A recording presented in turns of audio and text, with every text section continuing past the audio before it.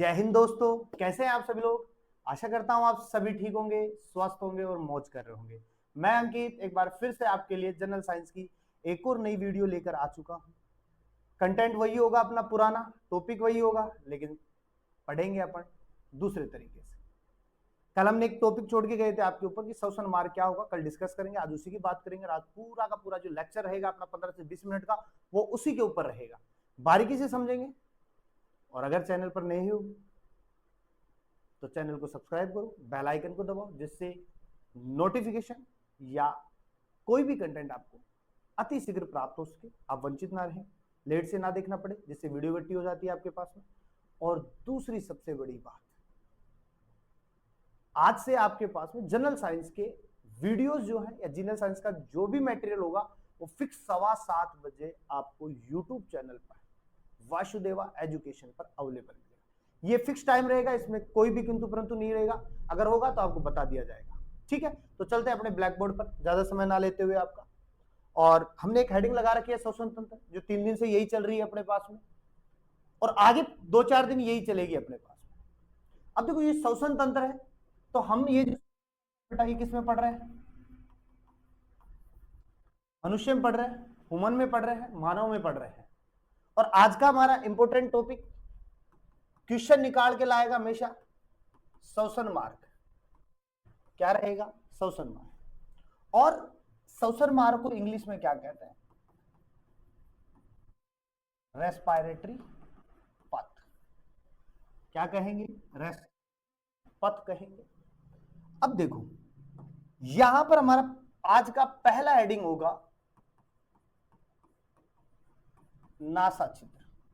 क्या रहेगा? नासा छिद्र, जिसे अपन क्या लिखेंगे? नेजल पोर। अब देखो, ये नासा छिद्र का बात कर रहे हैं, नासा छिद्र पे। और नासा छिद्र के लिए हमें क्या पता है? नासा छिद्र के लिए हमें क्या पता है? तो हम कहेंगे नाक के बाहर की ओर, यानी सबसे बाहर की ओर जो 2 छिद्र हैं, उन्हें अपन क्या कहते हैं? नासा छिद्र। और इसी छिद्र की वजह से इसे हम द्विनासीय अवस्था कहते हैं। कौन सी अवस्था कहेंगे बेटा?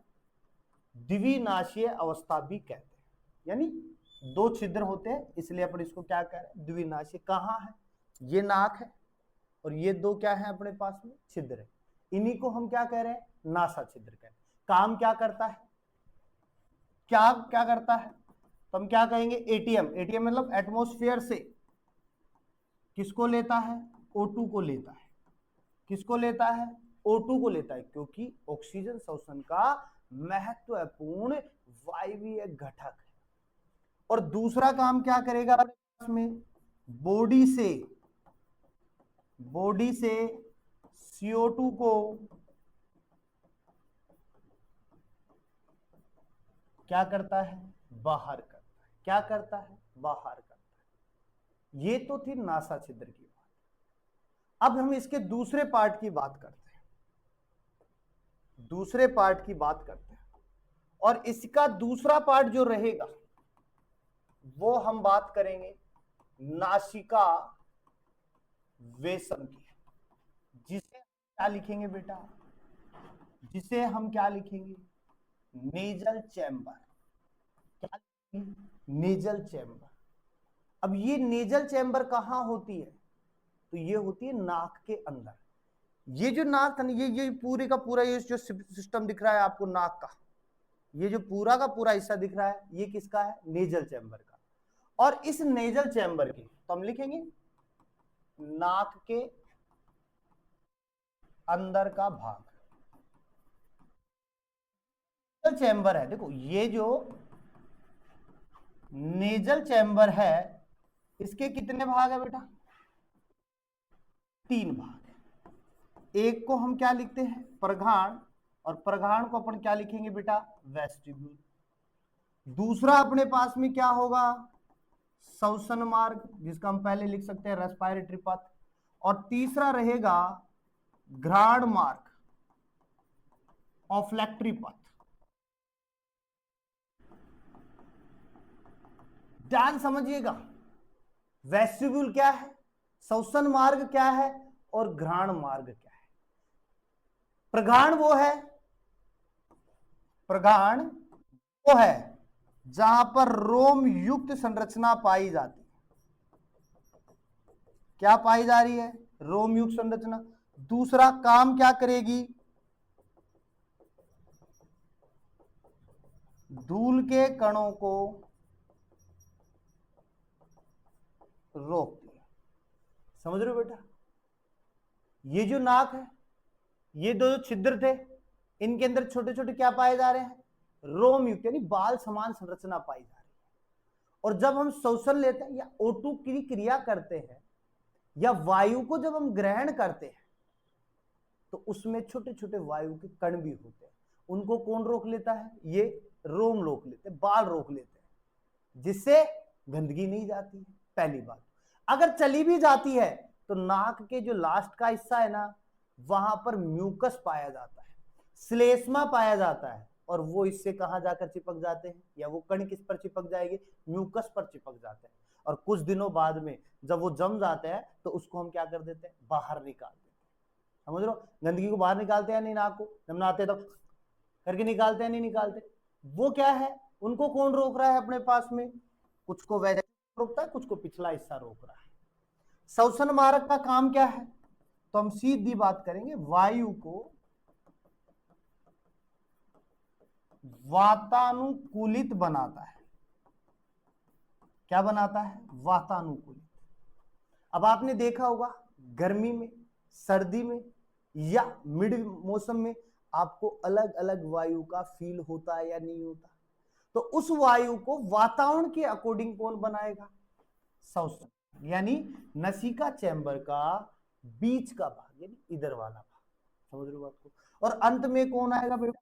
घ्राण मार्ग। कौन आएगा? घ्राण मार्ग। अब देखो ये जो पोर्शन है, वेस्टिब्यूल बात करो, श्वसन मार्ग की बात करो, घ्राण मार्ग की बात करो, कौन से बना है? उपकला उत्तक से। किससे बना है? उपकला उत्तक से। और ये जो उपकला उत्तक है इसको हम क्या कहते हैं? क्या कहेंगे? एपिथेलियम। अब ये जो उपकला उत्तक है ना, ये जो घ्राण मार्ग है, इसके अंदर कौन सी झिल्ली पाई जाती है? सिनेडेरियन झिल्ली पाई जाती है। कौन सी झिल्ली पाई जाएगी? सिनेडेरियन झिल्ली पाई जाएगी। और ये जो सिनेडेरियन झिल्ली है ना, या ये जो घ्राण मार्ग है बेटा, क्या काम करेगा? सूंघने का। किसका काम करता है बेटा? सूंघने का कार्य करता है। सूंघने का कार्य करता है। अब सिंपल सी बात देखो, अगर कहीं पर खुशबू आ रही है तो आप वहां पर बहुत देर तक रुके रहोगे। क्यों? स्मेल अच्छी है। लेकिन अगर वहां पर बदबू आ रही है तो नाक को तुरंत बंद करके निकल जाओगे। क्यों? बदबू आ रही है। खड़ा थोड़ी रहा जाता उस समय, नहीं ना। किसकी वजह से? कौन रोक रहा है? खुशबू की जगह पे कौन रोक रहा है? घ्राण मार्ग।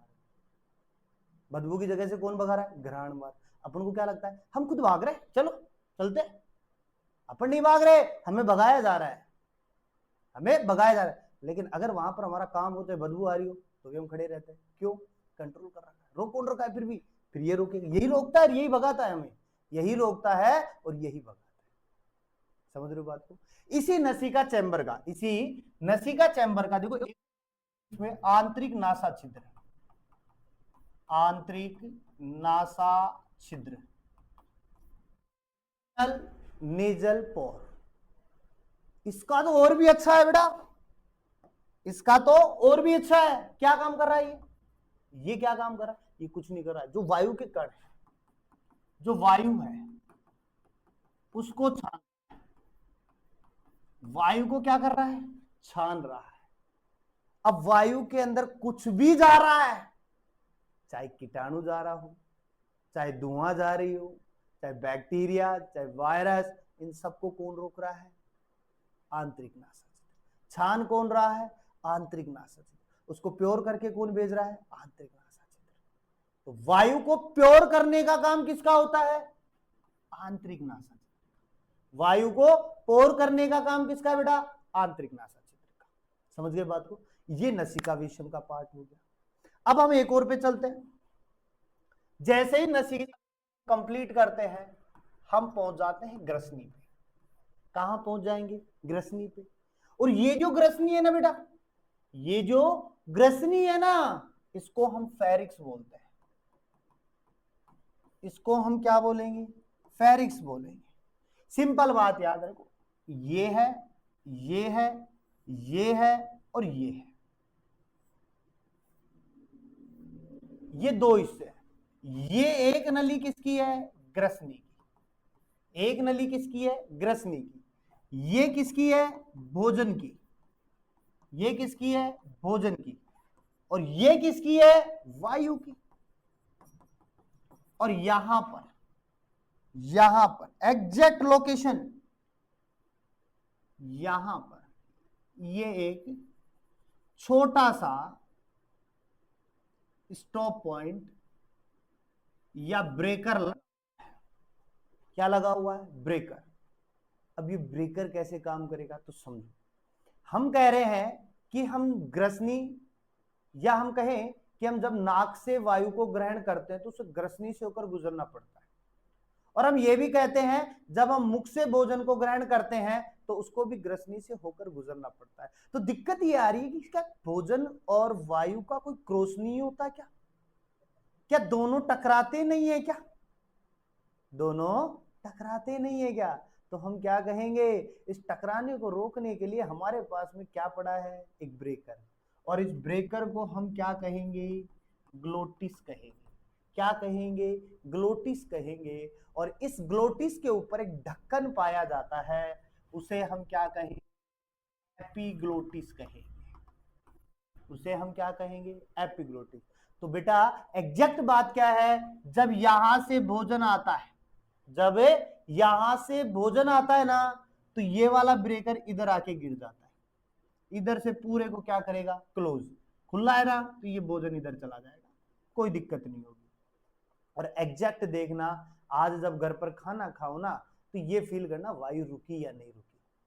जब हम भोजन का निवाला या निगलते हैं ना, तो हमारी वायु कुछ सेकंडों के लिए थम जाती, जब तक आपका जो निवाला है वो ग्रसनी यानी भोजन नाल तक ना पहुंच जाए। समझ रहे हो बात को? ग्रसिका तक ना पहुंच जाए, समझ रहे हो? और अगर वायु आ रही है ना, तो ये तुरंत इधर से इधर शिफ्ट हो जाता है, फिर ये खाली हो जाएगा तो इधर से आ जाएगा। समझ रहे हो बात को? और ये एग्जैक्ट बात है, क्योंकि भोजन आप एक निश्चित समय पे करते हो, लेकिन वायु तो आप हमेशा लेते हो ना। 24 घंटे ले रहे हो, सोते समय भी, जागते समय भी, खेलते समय भी, खाते समय भी ले रहे हो या नहीं ले रहे? लेकिन भोजन थोड़ी कर पा रहे हो। और सिंपल बात हम कहें यहां पे कि ये पता किसको होता है? ब्रेन को। तुरंत रोक देता है, हाँ भाई भोजन आ रहा है, रोको इसको। समझ रहे हो बात को? वायु आ रही है, रोको भोजन को, वायु को जाने दो, फिर अपन भोजन को जाने दें। इसीलिए तो हम गैप में खाते हैं। अगर एक साथ जल्दी जल्दी जल्दी जल्दी खाएंगे तो वापस से वोमिट करना पड़ जाता। क्यों? टकराव हो जाता है, सांस रुक जाती है, दम घुट जाता है और खांसने लग जाता है। ये किसका खेल है? ग्रसनी का। इसके बाद में हम बात करेंगे लैरिक्स की। किसकी बात करेंगे? लैरिक्स की। लैरिक्स को मैंने कहा था कि कंठ द्वार भी बोल सकते हैं। क्या बोल सकते हैं? कंठ द्वार। ये जो लैरिंग्स है बेटा, एक्चुअल में जो आवाज उत्पन्न होती है ना, जो आवाज उत्पन्न होती है वो कहां से होती है? लैरिंग से। अब हमारी वॉइस कैसी है? बारीक है, मोटी है, या और मोटी है, या इतनी बारीक है कि सुनाई ना दे सामने वाले को? ये सब किस पे डिपेंड है? लैरिंग्स पे। और हम यहां पर एक लाइन ये भी लिखेंगे कि यौवना अवस्था के दौरान, किसके दौरान? यौवना अवस्था के दौरान पुरुषों की आवाज मोटी, जबकि महिला की आवाज क्या होती है बेटा? पतली। किसकी वजह से? लैरिंग्स की वजह से। लैरिंग्स जितना ज्यादा एक्टिव होगा उतनों पुरुषों की आवाज मोटी। और एक चीज याद रखना, इस लैरिंग्स के साथ में स्वर पट्टियां जुड़ी होती है। कौन जुड़ा होता है? स्वर पट्टियां, जिसे हम क्या कहते हैं? वोकल कॉर्ड कहते हैं। जितनी ज्यादा तेज आवाज, वोकल कॉर्ड उतना ही तेज काम करेगा। अब आप देखो, एक तो आप बोलो हेलो, सुना किसी को? नहीं सुना। एक आप बोलो हेलो, सुना ना, तो वोकल कॉर्ड पे दबाव डालना। एक हेलो, वोकल कॉर्ड पे दबाव डालना। और याद करो, कभी ना कभी चद्दर ओढ़ के मोबाइल को हाथ में लेके टक टक, हेलो सुन रहे हो? समझ रहे हो बात को? कितनी धीरे आवाज होती है ना, तो वहां कौन कर रहा है? वोकल कॉर्ड कर रहा है। कौन कर रहा है? Vocal cord. आप थोड़ी करो, वोकल कॉर्ड करवा। उसके ऊपर जितना दबाव डालेगा वो काम करेगा। वो टेंशन के हिसाब से काम करता है। जब आदमी गुस्से में होता है तो आवाज तुरंत तेज हो जाती है, चिल्लाने लग जाता है। समझ रहे हो? और अगर जैसे वो नॉर्मल होता है, जब प्यार प्रेम की बातें कर रहा होता है तो हेलो, हाँ सुन रहे हो? ये किसकी? स्वर पट्टी। कौन कर रहा है? स्वर पट्टी। समझ गए बात को? Vocal cord. लेकिन अगर हम यहाँ एक अलग से बात करें, 3 स्टार में बात करें, पक्षियों में, या क्वेश्चन बहुत बार पूछता है, पक्षियों में जो स्वर यंत्र होता है हमारे में कौन है? लैरिंक्स। तो वहां हम क्या कहेंगे? सिरिंक्स। कौन है बेटा? सिरिंक्स। समझ रहे हो बात को? तो ये हम लैरिंक्स की बात कर ले। समझ गए? अब किसी किसी को लगता है साहब जीभ से बोल रहा है। कई बार नहीं बोलते कि जब हम बोलते रहते तो कर अरे बिना आड़ की जीभ न मन ही लाओ रहे। अरे जीभ थोड़ी बोल रही है, वो तो एक सहायक अंग के रूप में काम कर रही है, आपका साथ दे रही है बोलने के लिए, लेकिन बोल तो बोल रहा है, कंठ बोल रहा है। समझ रहे हो बात? कौन बोल रहा है? कंठ बोल रहा है, लैरिक्स बोल रहा है। समझ गए? इसके बाद में हम बात करें बेटा, बहुत इंपॉर्टेंट है, ट्रेकिया। कौन आएगा? ट्रेकिया। ट्रेकिया को हम क्या कहेंगे? श्वास नली। क्या कहेंगे? श्वास नली। समझ लो, सिंपल बेटा, बिल्कुल सिंपल। देखो, ये भाग, ये भाग, ये भाग, ये भाग, सिंपल याद रखो। ये जो है वो क्या है? ट्रेकिया। ये जो था वो क्या था? ब्रोंकाई। और इसके अंदर जो बनेंगे अब धीरे धीरे ये बढ़ते जाएंगे, उसे हम क्या कहेंगे? ब्रोंक्यूल। उसे हम क्या कहेंगे? ब्रोंक्यूल। ध्यान से समझना बेटा, ट्रेकिया में, ट्रेकिया में कार्टिलेज पाया जाता है। क्या पाया जाता है? कार्टिलेज। और इसी समान के समान आपको कार से क्या बनाता है? रिंग बनाता है। क्या बनाता है? रिंग बनाता है। और इन रिंग्स की संख्या 16 से 20 होती है। ट्रेकिया जो है वो किससे बना है? उपास्थियों से। कौन सी उपास्थि से? सी आकार की उपास्थि से। किस आकार से?